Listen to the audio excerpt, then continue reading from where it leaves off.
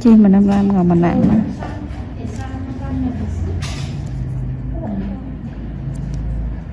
Có chứ, có kiểm hàng chứ.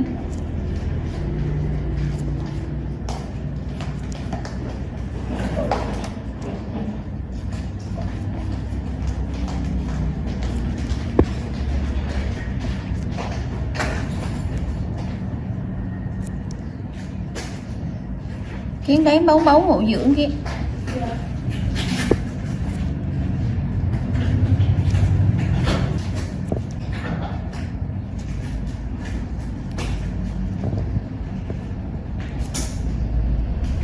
Đó hết dữ à. Đấy.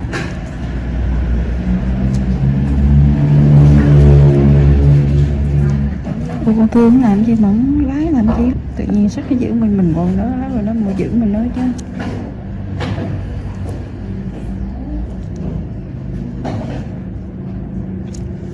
Thì nó họ đâu có tình.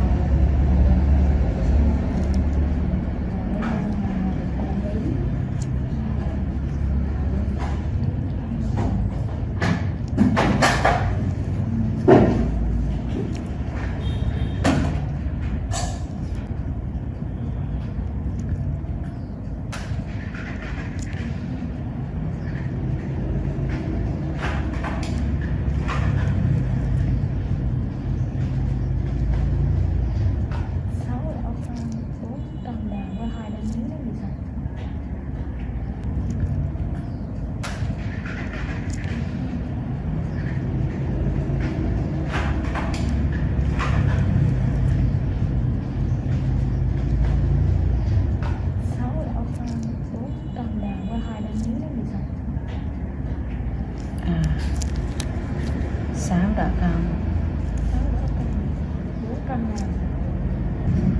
Đúng rồi.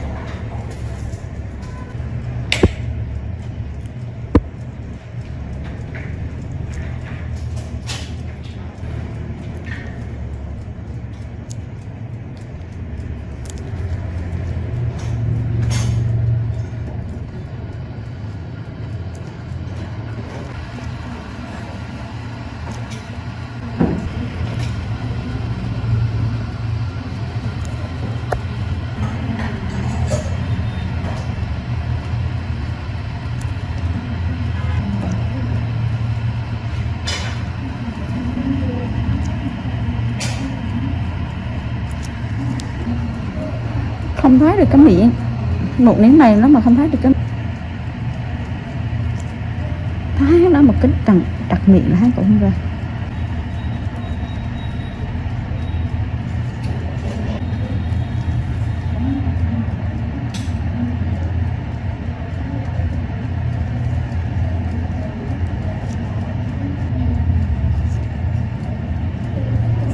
Để cái trắng này lên trước rồi.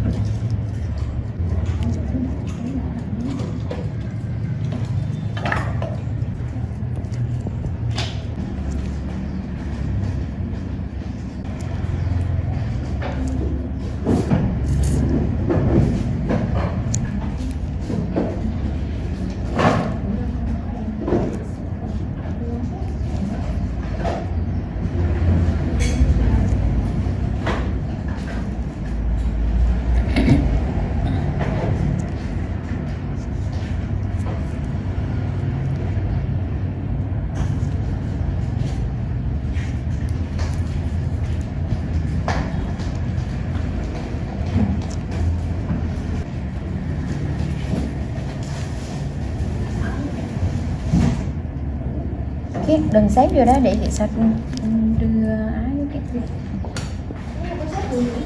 không luôn.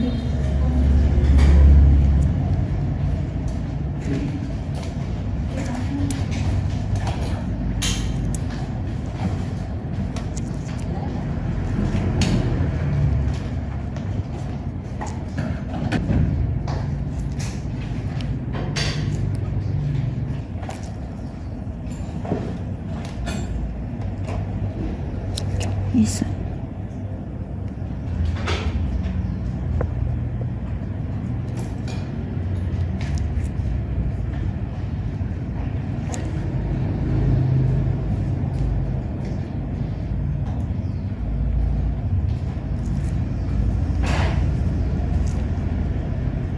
Trùng tao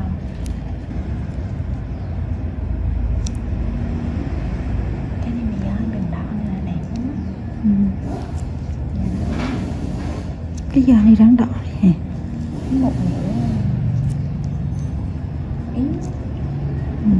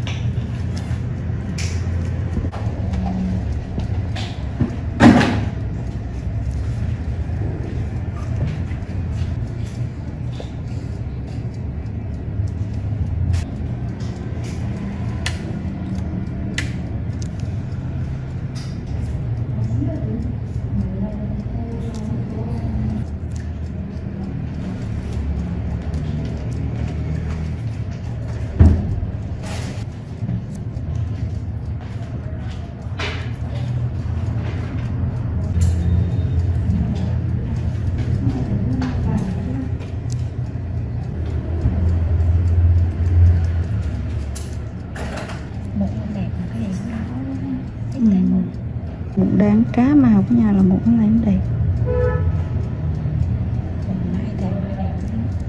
Ừ, đẹp.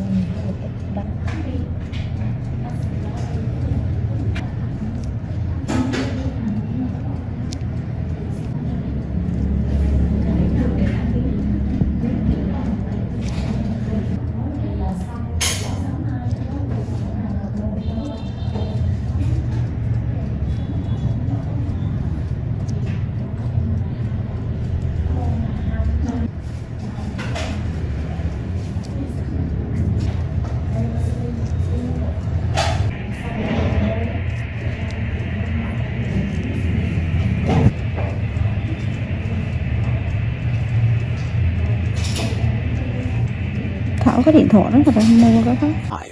Review. Basically a stripped-down Honda GL 1500 Gold Wing, with lower gearing and 6 carbs. The Honda F6C Valkyrie is actually reasonably good fun to ride, and some might say it's best-made motorcycle in America. The Honda Rune 1800 looks like some kind of Dan Dare spacecraft. Mental. Ride quality and brakes. Here, the Honda F6C Valkyrie surprises many riders. So long as there's plenty of advanced planning, the motorcycle can be made to go around a corner fairly fast, for a cruiser, and still offers a luxurious ride on motorways. The Honda Rune 1800 is more ponderous, but then you'd want to travel slowly so people could stare for longer. The Honda Valkyrie's big problem for many cruiser riders is that it just isn't a V-twin. Instead, a burbling flat 6 Honda GL 1500 Gold Wing motor seems to sanitized for most, too damn quiet. Sure, the Honda F6C Valkyrie's 100 brake horsepower motor is enough to send the thing whizzing along in unfeasible speeds, but it's easily out-accelerated by the Triumph Rocket 3, any old Yamaha VMAX and a whole boatload of rival power cruiser motorcycles these days. The Rune 1800 isn't really any faster. The Honda F6C Valkyrie rarely goes wrong, ever. It is a beautifully made motorcycle, with lavish chrome, thick paintwork and an engine that can cover 100,000 miles with basic oil/filter changes. The main problem with the motorcycle is keeping its hundreds of nooks and crannies clean. Double that cleaning time on the Honda Rune 1800. Our Honda Valkyrie FC6 owners' reviews show a very reliable bike, which is the norm for Hondas. For most of its life it was available as a personal import from the USA, and there aren't that many around, which keeps resale values high. Honda F6C Valkyrie motorcycles with the hard luggage touring kit on seem to be sought after. Buy a good used motorcycle and you can 5 years biking for about $2,000 in depreciation. The Honda Rune 1800 costs big bucks and is for lotto millionaires and poseurs only. Huge brakes, beefy forks and a proper two-person saddle are some of the useful features on the Honda F6C Valkyrie. It could use the reverse gear of the Gold Wing and there's no screen as standard on the Honda F6C Valkyrie. Naturally, there's a whole phone book of accessories to be had, from both Honda and US aftermarket motorcycle accessory suppliers. Sci-fi bodywork on the Rune looks stunning. Welcome to BBC Motor Reviews channel. KTM 1090 Adventure, 2017 on review. The chassis copes with the extra power with ease. In fact, it feels like it could handle a further 25 brake horsepower. The conventional 48mm WP forks and WP rear shock work straight out of the box. The forks are non-adjustable, but on our test route that didn't pose any problems. A 170 section rear tire and the 1090's relatively low weight enable it to be hustled with ease. Boring it certainly isn't. Unfortunately, we had less than ideal conditions to test the new 1090, but wet riding did highlight the bike's rider friendliness and near-perfect fueling at low speeds. There are 3 riding modes: Sport, Street, and Rain, with an optional off-road setting. Each mode changes the engine characteristics and level of traction control intervention. Although it's called the 1090, the engine is the same 1050 cubic centimeters motor as used in the outgoing 1050 Adventure. In the old model, KTM restricted it to 95 brake horsepower, but they've unleashed an extra 30 brake horsepower for the 1090, pushing peak power to 125 brake horsepower and torque to 80.4 ft-lb. On the road, it deals like KTM have thrown a bottle of vodka into the punch bowl along with a dozen cans of Red Bull. The 1090 is much livelier and more fun to ride, yet still has the ease of use of the original 1050. Confusingly, KTM also offer a 95 brake horsepower version of the 1090, which can then be restricted further to 47 brake horsepower for those on an A2 license. KTM's LC8 engine is a proven motor by now, with few problems to report, and KTM's Adventure family are well built. The 1090 Adventure comes in much cheaper than the more premium competition, without skimping on quality. The standard price of £11,299 is good value, although the bike we tested would have cost £12,800. As the 1090 is the baby of the Adventure range, the spec doesn't quite match that of its bigger brothers, but you do get 3 riding modes as standard: Sport, Street and Rain. An off-road setting can be unlocked with the optional off-road pack, £243.78. Traction control and ABS are standard but not lean sensitive, and the TC can't be deactivated on the move. Old-style clocks remain. Welcome to BBC Motor Reviews channel.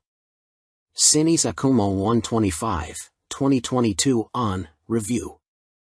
Priced at £2,599, the Akuma significantly undercuts the popular Honda MSX 125 Grom, which is its obvious target.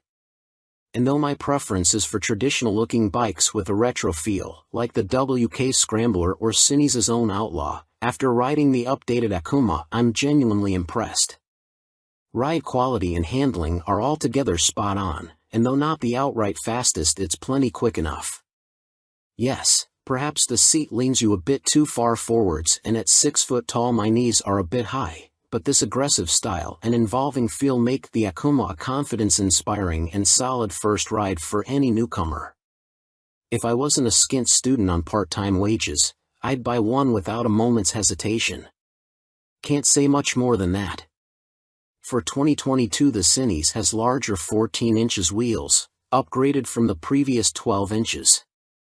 Still small, they improve handling and give a stable feel around corners, while still making the Akuma very agile at low speed and in close quarters.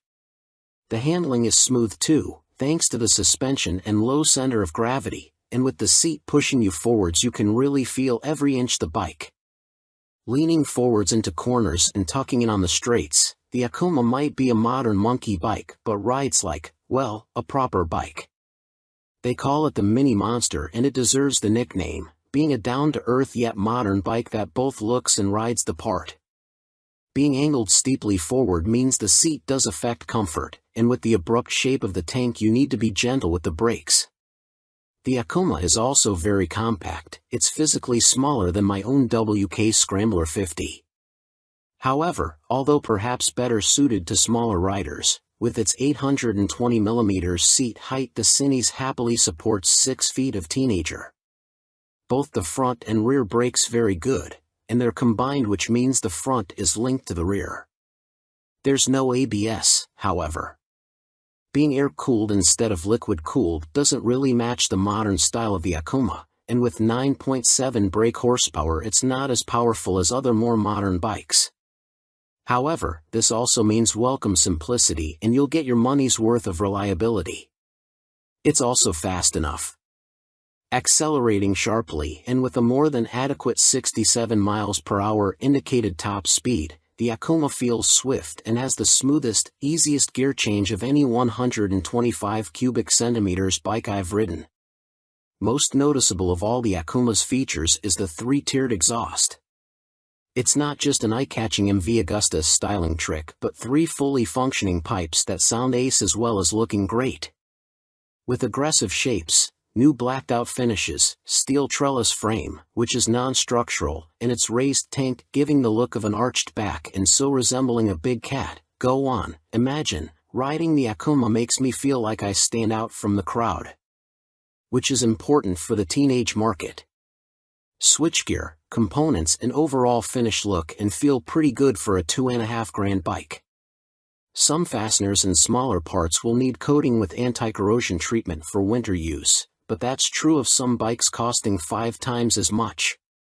And overall the Cines does a good job of disproving preconceptions about cheap, flimsy Chinese bikes. Honda's trendy MSX 125 Grom costs £3,849.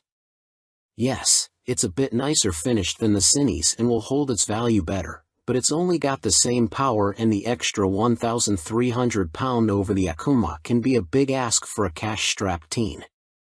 Benelli's TNT 125 is also made in China and costs the same as the Cines. It's got a couple of horses more and a neat-looking trellis frame, but it's also a tad gaudy and in your face. Picking between them is as much down to their image and personal preference as anything else. Tech fan? You'll be interested to learn that the display now has multiple color options as well as brightness settings. At first, I thought it was just another knick-knack, however it is helpful especially in changing weather or when looking through a tinted visor. And it's like socks with days of the week on, every day can be a new color. The display is also crystal clear and comes with a small array of function as expected: time, trip, odometer. Something that I quite like are the large buttons that the Cines uses. None of this tapping the wrong control malarkey, just big simple buttons, easy as you like. 2019, Cines Akuma launched late in the year as a 2020 model. Modern monkey bike with air-cooled 4-stroke single and 12-inch wheels. 2022, upgraded with larger wheels, jazzy new clocks, plus more refined styling and colors. Replacing the stock bike's KYB suspension, the SP features Gen 2 Öhlins semi-active suspension, NIX30 SV forks and a TTX36 SV shock, which automatically controls the damping levels while leaving spring preload manually adjustable.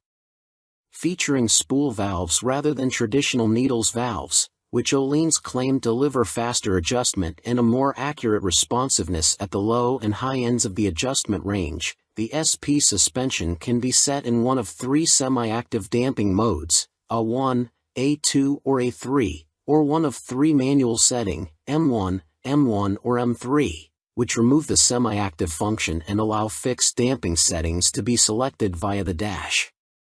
An incredibly impressive system, the semi-active suspension responds to undulations in the road surface instantly, smoothing them out and making the SP feel like it is gliding over the bumps.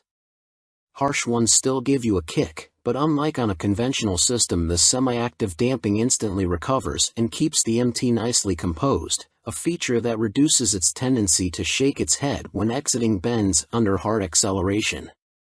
On the UK's roads, A2 is the best option for bumpy B-roads where A1 suits fast smoother road better and A3 is more for straight-line cruising, as when the pace ups it feels a bit soft at the rear end. And the SP's brakes are better too.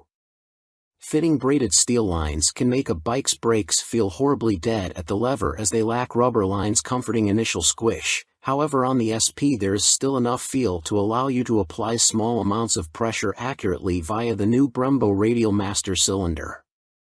They don't scream race bike and aren't as fierce in their bite as some rivals' setups, but are fine for use on the road, and it is great to see the SP and stock MT now featuring cornering ABS thanks to the addition of an IMU in this latest generation. Good and bad news with the new Euro 5 compliant engine. Starting with the good, thanks to the revised fuel injection system, the throttle response is now smooth. In B mode, A mode is still a bit too aggressive for road use, and the crossplane's enhanced mid-range surge of power is staggering, as is the wonderful offbeat sound, which has been tuned through a new intake system and feel. But despite lengthening its gearing, the MT remains a noticeably thirsty bike and recorded 41 miles per gallon on our test ride, which is what Yamaha claim, but still equates to a range of just 155 miles until the 17-liter tank is empty. If you opt for the SP, alongside the Öhlins suspension you gain braided steel brake lines as standard, as well as a 3-piece belly cowl, black bars and levers, and a stitched seat. Unlike the stock bike, which comes in 3 color options, cyan, blue and black, the SP is only available in Icon Performance, and it also features a polished metal finish on its swing arm where the stock bike has a black painted one. Everything else, including the engine and electronics package, is identical between the 2 MT10 models, which is good news for MT10 owners but a bit disappointing for SP owners who may feel like they deserve something extra to brag about aside from suspension. Which brings up the question of price. The MT10 SP costs £2,500 more than the stock MT10 at £16,000, which is tantalizingly close, especially when you look at a finance package.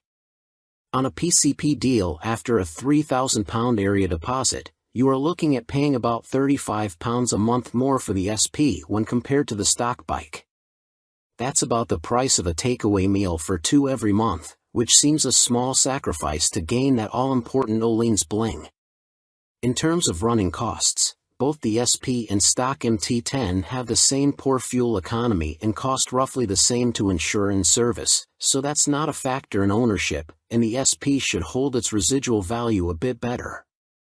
How does it stack up against its rivals? Very well. The SP is £16,000, where a Ducati Street Fighter V4 is £19,551, or £21,651 in S-Guise with semi-active suspension. The Aprilia Tuono V4 factory is £16,900, the KTM Super Duke EVO £17,899, Triumph Speed Triple 1200 RS £15,500, which lacks semi-active suspension, and the Kawasaki ZH2 SE £19,079. Sharing the same tech package as the stock MT, the SP is no less impressive when it comes to its safety assists. Thanks to a 6-axis IMU, you get cornering ABS and TC, as well as slide control and anti-wheelie that sit alongside an up/down shifter, engine braking control, cruise control, and variable power modes, all of which are controlled via the new 4.2-inch color TFT dash, which lacks connectivity. While the electronics perform faultlessly, and the quickshifter is excellent, it is tricky to see which of the various acronyms you are selecting should you wish to tweak their. Welcome to BBC Motor Reviews channel. Triumph Rocket 3, 2020 on review. Suspension, steering and stopping are all worlds ahead of the previous Rocket 3. And as a result it now feels like a laughably large but comprehensively capable motorcycle, rather than a cartoon cruiser caricature. Related, 2020 Triumph Rocket 3 TFC news on MCN. First impressions might be dominated by the rocket's vast proportions and the curiosity factor of cramming a motor larger than a typical family car between two wheels, but after a day spent studying the quality details, experiencing the meticulously managed power and appreciating the enormous improvements in refinement, you walk away feeling thoroughly impressed. The new Rocket 3 is exciting, eye-catching, attention-grabbing and pulse-raising, yet avoids straying into feeling frivolous, ridiculous, or pointless. Forget the previous Triumph Rocket 3's cumbersome bulk, heavy-handed handling, basic running gear and Romanesque name badge. The new Rocket 3's chassis is totally different. A cast aluminium spine frame replaces the old twin steel tubes, helping contribute to an incredible 40 kilograms saving over the previous bike, while steering geometry is sharper and the wheelbase is shorter. As a result, the Rocket now has a proper appetite for corners the old bike couldn't dream of. Turn-in is easy, holding a line mid-corner needs little inside bar pressure, and flick-flacking from full lean left to right, and still ending up where you intended, is absurdly accurate for a bike with a fueled weight north of 320 kilograms. Suspension is by Showa, with 47mm adjustable upside-down forks up front, and an adjustable monoshock monitoring the shaft drive. No electronic adjustment though, the clickers are all manual. The front's set pretty firm, meaning you can haul hard on the flagship Brembo Stylema front brakes. Even the rear brake is a 4-pot radially mounted caliper, to generate huge stopping force without the bike trying to tie itself in knots. Ride quality is generally good, though the short travel shock, just 107mm, has to work hard and can feel bouncy. Drive hard and you can clearly feel the rear end of the bike jack up though, a result of the torque reaction from the shaft drive being unchecked by any kind of parallelogram setup. The Rocket 3 comes in two flavors, Roadster R and Touring GT, with the main difference being riding position. The R has a higher seat, mid-set foot pegs and narrower bars, giving a more aggressive Street Fighter stance, while the GT's lower seat, feet-forward controls and wider, higher bars give a relaxed, cruiser feel. Everything is transferable between the bikes, meaning you can create whatever kind of muscle power touring cruiser you like. Into the bin goes the Rocket 3's 2,294 cubic centimeters triple, replaced by this all-new, gruntier, smoother, cleaner, stronger and smaller 2,458 cubic centimeters engine. Huge 110.2 mm pistons eclipse the old 101.6 mm items, while stroke is significantly reduced, down from 94.3 to 85.9 mm, allowing Triumph to make a shorter motor. Peak torque is identical to the previous Rocket 3 Roadster, at 163 lb-ft, but the new motor holds onto that grunt for longer as revs climb. Where the previous Rocket's torque curve fell away sharply above 2,500 rpm, the new motor has a much fatter, flatter delivery. As a result, headline power is up to 165 brake horsepower. But as ludicrous as that might sound, the reality is that it's immensely easy to use. All that prodigious power is carefully controlled by the ride-by-wire throttle and predictive, lean-sensitive traction control, while output is restricted in lower gears and top speed is electronically limited to 138 miles per hour. It's a beast, but one of those big, fluffy, gentle, cuddly chaps from a Disney film. The colossal torque spread means you can ride it however you like. Plunk it in one gear and dip into the immense grunt from 2,500 to 5,500 rpm if you're feeling lazy, or chase the 7,000 rpm redline and work the new sweet-shifting 6-speed gearbox for maximum thrills. There's even an optional two-way quickshifter in Triumph's accessory catalog, if you like changing clutchlessly. It's a completely new machine from nose to tail, so only time and miles will deliver a verdict on reliability. Service intervals are set at a car like 10,000 miles, suggesting the motor is in a fairly mild state of tune and Triumph have confidence in it. Looking over the bike in the metal, everything appears high quality, as you'd expect for 20,000 pounds. The exhaust headers are a particular highlight, the welds look neat, while the hydroformed curves are apparently a huge pain to produce. Everything seems tucked away neatly, there are no vulgar cables or hoses dangling about anywhere, and wiring runs inside the handlebars. Details like the Monza-style petrol, coolant and oil filler caps are pleasing, while the clever flip-out pillion pegs are a neat design. Our Triumph Rocket 3 owners' reviews show there have been some issues for some buyers, in particular corrosion, electrical and mechanical problems. Seemingly the rear brake can often stop working, for example, and needs attention from a dealer. Have a good read through before going for a test ride. Clearly it's not a cheap bike, though an ultra-capacity extreme muscle cruiser never was going to be. The Rocket 3R is 19,500 pounds on the road. That includes almost all the gadgets, apart from the two-way quickshifter and the heated grips. The GT version, which includes the heated grips, a fly screen and a pillion backrest, is 20,200 pounds. Both are roughly on a par with Ducati's Diavel 1260S, 20,041 pounds. A Harley-Davidson Fat Bob 114 starts at 15,825 pounds. But doesn't have a fraction of the Triumph's tech, torque, pose or poise. If you want to go properly left field, a Moto Guzzi MGX21 is 19,999 pounds. Running costs probably won't be any kinder on the wallet. Triumph claimed the motor returns 41 miles per gallon, but our test ride suggests it's closer to 35 miles per gallon. That 240 section, 16-inch rear tire isn't cheap either. Sign picking the bike up in March I have had a headlight replaced under warranty, main beam sticking on, and the second which has really put me off was the rear brake losing all braking power. It has been back to my dealer who changed the fluid for a better one but was told that Triumph know there is an issue and they are working on it. I thought anything to do with brakes on a 163 pounds of torque monster would be the #1 agenda. First service only. The fuel economy is not bad so far, 43 to 45 miles per gallon. That is with occasional spirited riding thrown in. 2 stars is because after 6 months I was offered 13,500 pounds from the dealer to buy it back. Even WBAB offered considerably more, so not much faith in the brand and will likely be going back to BMW. Equipment. The Brembo brakes are top-notch. The stopping power and feel is superb, the ride comfort is less so. I am a big old guy and no matter how I try to adjust the rear suspension, the ride is harsh on anything but smooth tarmac.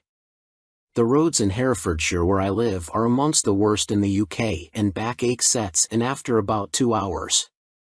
I have purchased an Airhawk DS seat pad which has transformed the comfort, but it's still not all day comfy like my old Rocket. The tank is so wide you have to ride legs apart, which at motorway speeds the wind blast makes your hips ache trying to keep tucked in. In the end, I made and fitted a pair of Perspex front fork air deflectors to solve the discomfort. I didn't go for the quick shifter or the navigation package, as for me they don't offer much in the way of the overall riding experience. The TFT display is good, but on some settings it is too fussy and hard to read. I opt for the screen that shows speed, revs, gear selection and fuel status. That's enough for me. There are a few niggles with this bike that could be better. The original screen doesn't give much wind protection and the rear hugger design is total crap. In the rain you get covered in road crud halfway up your back. I bought an aftermarket hugger which left some wiring exposed, so I ended up fitting this over the top of the original hugger. Problem solved. I purchased the accessory panniers and rear rack to give the bike some touring capability. These panniers are okay but are quite small and are not as rigid as I would have liked. The optional rear rack is stated as only good for 3 kilograms, which means fitting my fully loaded Kuryakyn Grand Tour bag on the rear may be more than it can withstand. Guess I will soon find out, as there is little room on the pillion seat.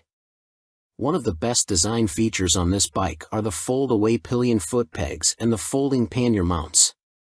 If anyone is thinking about buying this bike for some serious touring, then you will need a few aftermarket bits to iron out its touring limitations. Welcome to BBC Motor Reviews channel.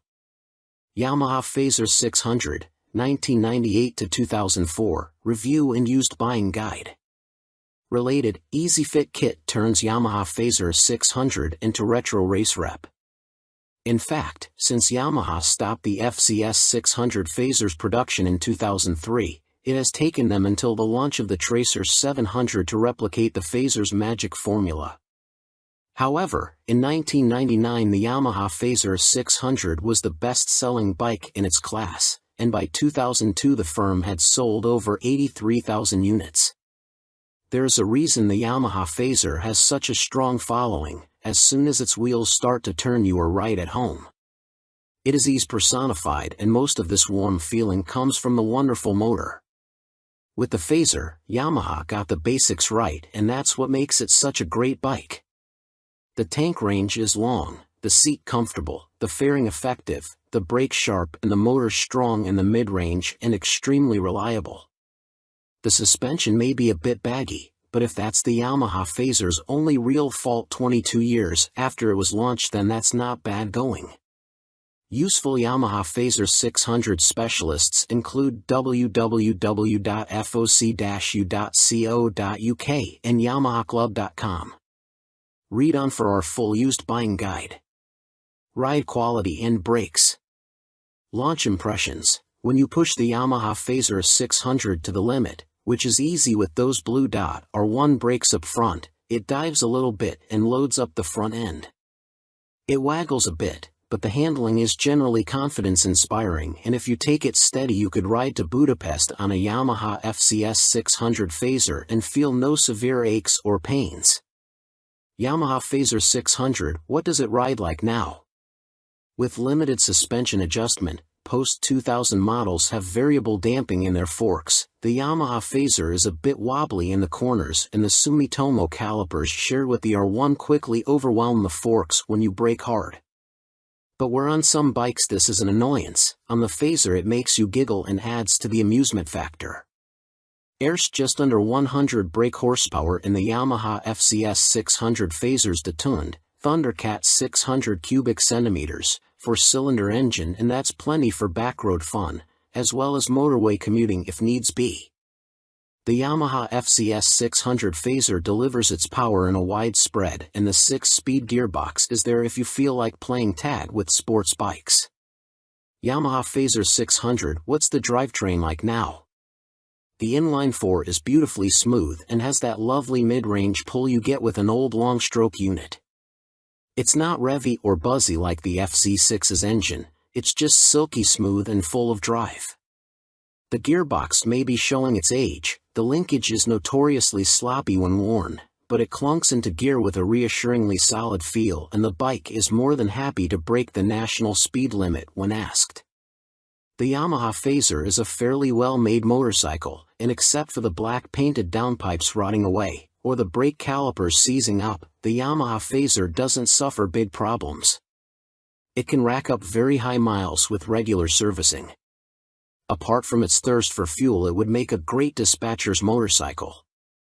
Yamaha Phaser 600 reliability. We've got a whopping 52 Yamaha Phaser 600 owners reviews on the site, and the bike scores 4.6 stars out of 5 overall, with the same score for build quality and reliability. This is an incredibly high score, meaning it's safe to say you can depend on the Phaser 600. Minor issues include the Phaser lacking more modern equipment such as more electronics, but this is an old bike now. You can't expect the world. Its value more than matches its spec. Yamaha Phaser 600 common problems. Early ignition barrels aren't very strong. Check it works smoothly and that the ignition key works the fuel cap and seat lock. The headlight bracket bends if the bike is in an accident and few people replace it, so always check the fairing looks square on the bike. The steel swing arm can trap water and rot around the chain adjusters, so inspect this area well for any obvious rust damage. The Phaser has a 110/70 front tire, and as a result tire choice is limited. You can fit a 120/70, but this can interfere with the mudguard. Yamaha Phaser 600, a mechanic's take. By Chris Spinks, Chief Instructor, Metropolis Training School. The key factor when buying a used FCS 600 Phaser is seeing if it goes into second gear. First gear on the Phaser is quite short, and the jump to second puts a lot of strain on the gearbox. This can cause the second gear selector fork to bend, and that leads to a really stiff change and eventually a broken gearbox. On a cheap bike such as a used Phaser, that can write the bike off as replacing it is not economically viable, as a complete gasket kit costs £500. That said, when I destroyed my Phaser's gearbox on a track day, I bought a new motor for £400, and swapping them over was fairly simple. The sprocket retaining nut is a classic Phaser fault and well documented. The nut comes loose, the sprocket slides off the shaft and then sits on the threaded part of the output shaft. People think the clutch is gone and rev the motor, which causes the sprocket to strip all the threads off the shaft. You can slide the sprocket back on and spot weld it in place, but you need to be careful not to overheat the seals. As long as you fit the nut correctly using the locking washer, you should be fine, although Yamaha did release a deeper threaded nut and this sorts the issue. The lights on the Phaser are poor, but on the 1998 9 model the bulb vibrates and creates a white powder that fills up the lenses. This is impossible to remove and makes the light even worse. Some owners change the lume to convert the Phaser to twin headlights, which is very easy, but you need to tilt the main beam down or it will fail an MOT. After 15,000 miles the shock will be duff. I'd recommend getting the forks rebuilt and buying an aftermarket shock. Don't be tempted to go for a stiff fork springs. I've found softer ones works better. When it comes to the finish, the paint likes to flake off from the engine's fins, so don't jet wash the engine, and check the downpipes. The motor is totally bulletproof, but the cam chain tensioner can need changing and it is a nightmare to get to. At the end of the day, a well-looked-after Phaser is a brilliant buy and totally reliable. At the training school we would see them cover over 65,000 trouble-free miles with only oil changes. Extrema Makeover, Aprilia put the RS660 on a diet for a limited edition focused model. Alongside the surprise launch of their 2023 BX450, Bimota have shed more light on supercharged Tessie Tourer currently in development. Now officially called the Terra, we first caught glimpse of the bike as a basic design sketch at the 2021 EICMA show, with a spokesperson for the Rimini firm later confirming to MCN that it would be powered by the 4-cylinder motor found in Kawasaki's Ninja H2SX range. Never before have Bimota been present in this market segment, Bimota COO, Pierluigi Marconi, said in a statement. No one has this much fun and function in one package. The Terra is an attention grabber that will act like a halo for Bimota by attracting further consumer attention to our impressive vehicle lineup, he continued. Although details remain scarce, Bimota have gone into some depth on the new steering system, which sits diagonally between a front subframe and the front wheel. There are no front forks like a conventional motorcycle, which should aid front-end stability and the ability to trail brake into a corner. This is because braking forces are kept away from the front suspension, leaving it free to deal with bumps in the road. These systems can reduce front-end feel though. Until now, Tessies were only made for the sports segment. Marconi told MCN at EICMA 2021, "We'd like to put the Tessie name to adventurers, tourers, and bikes like that. Our philosophy is to have two lines of bikes," he added. One is the Tessie line and one is for more traditional models. We like to follow the two concepts, because although a Tessie chassis has a lot of advantages, for some riders it is still too much of a novelty. Alongside the funny front end, Bimota have also confirmed that the Terra will receive semi-active suspension developed in partnership with Marzocchi. The ride height can also be adjusted either manually or electronically by 30 mm. Also expect to find 5-spoke forged alloy wheels too, which should help to keep unsprung mass down. It went from first sketch to full-size model in few months using computer-aided design, Marconi continued. You ride some bikes because you have to, but you ride these Bimota because you want to. Terra will appeal to enthusiasts of all ages because the design draws you in, and the performance keeps you there. Superior performance. Brough Step Up Aston Martin partnership with more powerful AMB 001 Pro.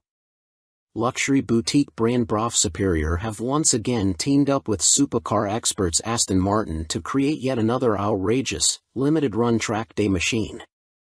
The AMB 001 Pro made its debut at the EICMA trade show in Milan and follows in the footsteps of the first-generation €98,000 AMB 001, which entered the public consciousness back in autumn 2019 and has since sold out. The standard track-only 001 features a turbocharged 997 cubic centimeters liquid-cooled V-twin engine that sits as a stressed member in the chassis. The 175 kilograms, dry, Pro uses a CNC machine version of this unit as a stressed member with a claimed 25% increase in power to 221.9 brake horsepower. There's also carbon fiber bodywork said to be inspired by Aston Martin's 1,000 brake horsepower Cosworth-built 6.5-liter V12 Valkyrie AMR Pro hypercar. The success of its predecessor, coupled with the incredible Aston Martin Valkyrie AMR Pro, inspired us to get together again to create a new superbike, one that we know will excite our customers, Brough Superior CEO Thierry Henriette said. We are particularly proud of the new engine type, with a crankcase fully machined from solid billet aluminium, which is a unique feature for a production motorcycle. With the marked increase in power, this takes AMB 001 Pro into the hyperbike sector. Machined from AL 5000 solid billet aluminium alloy, the uprated motor also gets a new cylinder design, with wet cylinder liners for greater cooling, which should help with the longevity over prolonged hard use. Limited to 88 units in total, the Pro will not be homologated for the road and will be built by hand at the Brough factory in Toulouse, France. Orders are now being taken, with the first deliveries expected in the final quarter of 2023. The bike shown at EICMA was a prototype. It's a beautifully simple formula. Form plus technology equals performance, Marek Reichman, Executive Vice President and Chief Creative Officer of Aston Martin, said. We've achieved this fluidity again with BRAF Superior for those who desire a track superbike like none other. The rider is part of this moving sculpture and will literally feel as though they are part of the track when laying atop the AMB 001 Pro. But it's not all about engine performance. A quick glance at the side profile of the Pro reveals more extreme bodywork, with a more pronounced tail, winglets, and a rear carbon disc wheel design. There's still next to no front wind protection though, which could be unpleasant at speed and take away from the riding experience. Gone is the underslung exhaust exit from the standard 0012, with a single pipe on the right side of the bike protruding above the fat 200 section rear tire and shark-like aero wing. In a nod to Aston Martin's racing success, the 001 Pro features a striking jade green livery, with a blacked-out motor and suspension. This suspension system comes in the form of a front double wishbone setup adjustable for preload and rebound, plus a rebound and preload adjustable monoshock. Naked Ambition, CF Moto unveil NKC22 concept. CF Moto weren't short of new bikes to show us at the EICMA trade show in Milan, including this naked roadster concept called the NKC22. The bike uses an 800 cubic centimeters parallel twin engine, presumably the same KTM 790 lump used in Kmoto's 800 metric tons models, but wrapped in a lightweight, sporty chassis. This concept version is covered in forged carbon bodywork with an engine fairing that doubles up as an aerodynamic wing. Front forks are heavy-duty upside-down units and look to be fully adjustable, while at the back a stylish single-sided swing arm holds a rear wheel blanked off with carbon inserts. CF Moto reside at the economical end of the motorcycle market, and so even this concept version gets J.1 brakes rather than the full Brembos used on last year's track-focused SRC21 concept. Twin SC Project exhausts complete the aggressive, sporty look and would, from the looks of them, far exceed UK homologation noise limits, so expect something more sensible on the finished bike. The M button on the left switchgear and the word Street on the bottom of the TFT dash display suggest that a selection of rider modes is available with up and down buttons for cruise control also included. And the telltale phone symbol elsewhere on the screen means there's smartphone connectivity, too. CF Moto reside at the economical end of the motorcycle market, and so even this concept version gets J.1 brakes rather than the full Brembos used on last year's track-focused SRC21 concept. Twin SC Project exhausts complete the aggressive, sporty look and would, from the looks of them, far exceed UK homologation noise limits, so expect something more sensible on the finished bike. The M button on the left switchgear and the word Street on the bottom of the TFT dash display suggest that a selection of rider modes is available with up and down buttons for cruise control also included. And the telltale phone symbol elsewhere on the screen means there's smartphone connectivity, too. Naked Ambition, CF Moto unveil NKC22 concept. CF Moto weren't short of new bikes to show us at the EICMA trade show in Milan, including this naked roadster concept called the NKC22. The bike uses an 800 cubic centimeters parallel twin engine, presumably the same KTM 790 lump used in Kmoto's 800 metric tons models, but wrapped in a lightweight, sporty chassis. This concept version is covered in forged carbon bodywork with an engine fairing that doubles up as an aerodynamic wing. Front forks are heavy-duty upside-down units and look to be fully adjustable, while at the back a stylish single-sided swing arm holds a rear wheel blanked off with carbon inserts. CF Moto reside at the economical end of the motorcycle market, and so even this concept version gets J.1 brakes rather than the full Brembos used on last year's track-focused SRC21 concept. Twin SC Project exhausts complete the aggressive, sporty look and would, from the looks of them, far exceed UK homologation noise limits, so expect something more sensible on the finished bike. The M button on the left switchgear and the word Street on the bottom of the TFT dash display suggest that a selection of rider modes is available with up and down buttons for cruise control also included. And the telltale phone symbol elsewhere on the screen means there's smartphone connectivity, too. CF Moto reside at the economical end of the motorcycle market, and so even this concept version gets J.1 brakes rather than the full Brembos used on last year's track-focused SRC21 concept. Twin SC Project exhausts complete the aggressive, sporty look and would, from the looks of them, far exceed UK homologation noise limits, so expect something more sensible on the finished bike.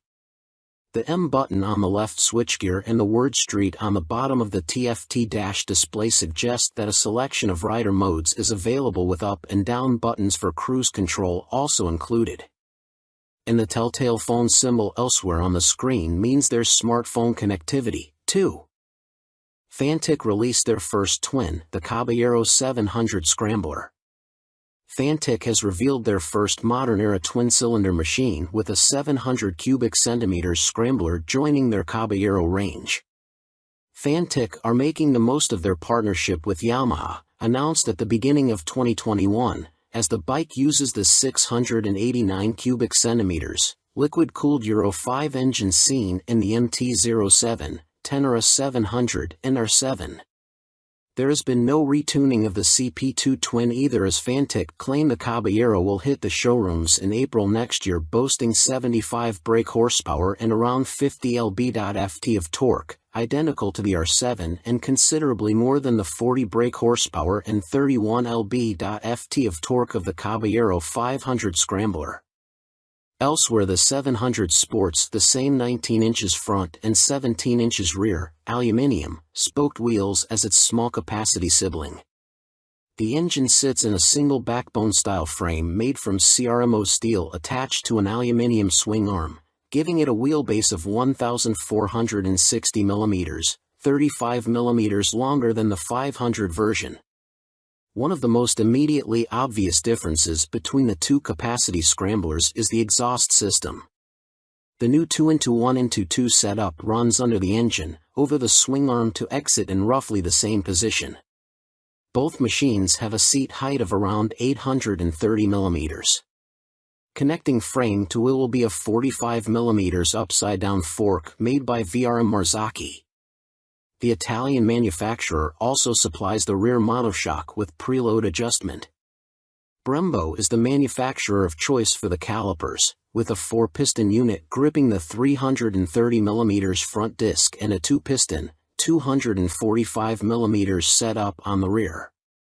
In another first for Fantic, cornering ABS will be standard on the 700. The system will sense the bike's lean angle and fine-tune the braking response accordingly. Traction control also makes its debut to the Fantic lineup, with both rider aids and 3 rider modes, road, off-road and custom, manipulated via a 3.5 inches TFT display with Bluetooth connectivity. A 14-liter fuel tank may be a little on the small side, although the claimed 180 kilograms curb weight should prove competitive when it comes to commuting or a bit of back lane scratching.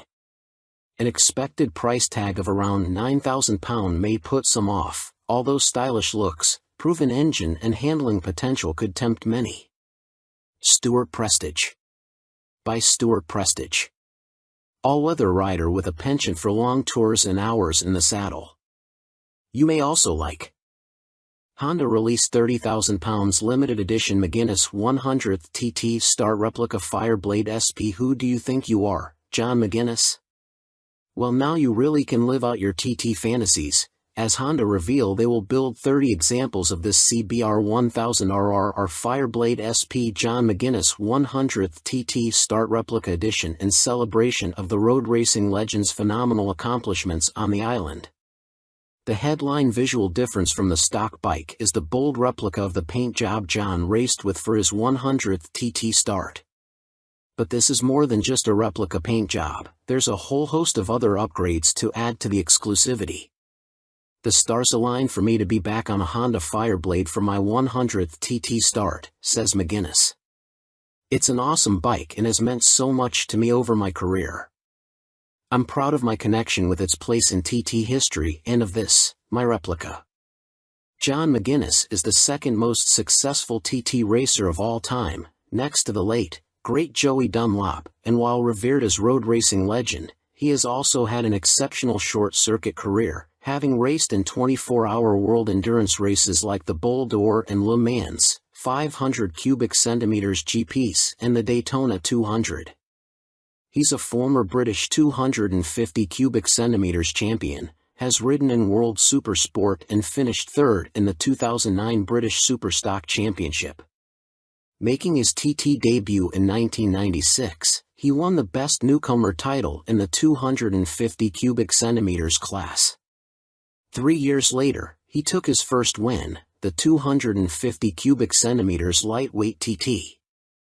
Over the ensuing 2 decades, 1999 to 2019, he has accumulated an incredible 47 podiums and 23 TT wins, as well as being the first to break the 130 miles per hour lap barrier on a Honda Fireblade, no less. So, what do you get for your 30,000 pounds? In addition to the already high spec of the CBR 1000RR Fireblade SP which underpins the replica, the limited edition blade gets a full replica paint job incorporating gold detailing and a film strip showing all of John's TT starts on Hondas. Unsurprisingly, this is where it deviates from his actual race bike, which also pictured his TTs on other manufacturers' bikes, and 100th start sponsor logos. There are gold wheel stripes, an individually numbered plaque on the headstock, genuine Honda carbon fiber front mudguard and carbon rear hugger, or rear seat cowl and tall screen, and Metzeler Racetech RR tires. On startup there's a ring of fire screen animation as the display loads, and 30th anniversary logos on the smart key and laser engraved on the Akrapovic muffler, marking the machine's special place in Honda history. And to cap it all, there's John's signature on the airbox cover. Honda are even offering the opportunity for a personal handover from John McGuinness MBE himself, at Honda Racing UK in Louth. If that's not enough, you'll also get a custom Fireblade garage mat, genuine Honda accessories indoor bike cover, 3D laser engraved crystal featuring a design of the John McGuinness 100th start replica. All inquiries and orders for the John McGuinness CBR 1000RR Fireblade SP 100th start replica are to be via the Honda dealer network, and if you want to see one in the flesh, it will be on display on the Honda stand throughout Motorcycle Live at the NEC from November 19th to 27th. Fantic released their first twin, the Caballero 700 Scrambler.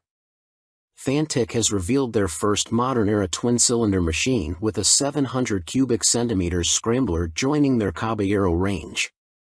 Fantic are making the most of their partnership with Yamaha, announced at the beginning of 2021, as the bike uses the 689 cubic centimeters, liquid-cooled Euro 5 engine seen in the MT-07, Tenere 700 and R7. There has been no retuning of the CP2 twin either, as Fantic claim the Caballero will hit the showrooms in April next year, boasting 75 brake horsepower and around 50 lb-ft of torque, identical to the R7 and considerably more than the 40 brake horsepower and 31 lb-ft of torque of the Caballero 500 Scrambler. Elsewhere the 700 sports the same 19 inches front and 17 inches rear, aluminium, spoked wheels as its small capacity sibling. The engine sits in a single backbone-style frame made from CRMO steel attached to an aluminium swing arm, giving it a wheelbase of 1,460 mm, 35 mm longer than the 500 version. One of the most immediately obvious differences between the two capacity scramblers is the exhaust system. The new 2-into-1-into-2 setup runs under the engine, over the swing arm to exit in roughly the same position. Both machines have a seat height of around 830 mm. Connecting frame to wheel will be a 45 mm upside-down fork made by VRM Marzocchi. The Italian manufacturer also supplies the rear monoshock with preload adjustment. Brembo is the manufacturer of choice for the calipers, with a 4-piston unit gripping the 330 mm front disc and a 2-piston, 245 mm setup on the rear. In another first for Fantic, cornering ABS will be standard on the 700. The system will sense the bike's lean angle and fine-tune the braking response accordingly. Traction control also makes its debut to the Fantic lineup, with both rider aids and 3 rider modes, road, off-road and custom, manipulated via a 3.5 inches TFT display with Bluetooth connectivity. A 14-liter fuel tank may be a little on the small side, although the claimed 180 kilograms curb weight should prove competitive when it comes to commuting or a bit of back lane scratching.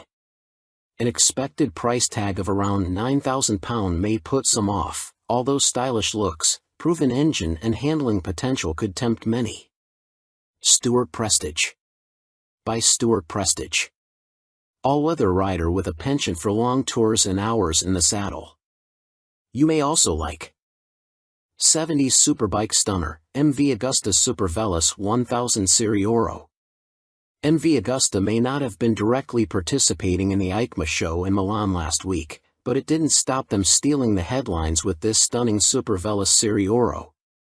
The carbon-clad superbike uses the Brute Ale 1000RR as a base, meaning the same 998 cubic centimeters inline 4, producing a claimed 209.1 brake horsepower with a race kit installed. Inside this motor, you'll find a countershaft that rotates at twice the speed of the primary drive shaft with the aim of reducing vibrations and promoting faster cornering. You also get the same frame and single-sided swing arm, but now clad in carbon fiber bodywork inspired by MV's 1972 500 GP Racer. Sitting alongside the smaller, 3-cylinder Super Veloce 800, the Serie Oro is planned to hit dealers in the middle of next year at a price of approximately £50,000.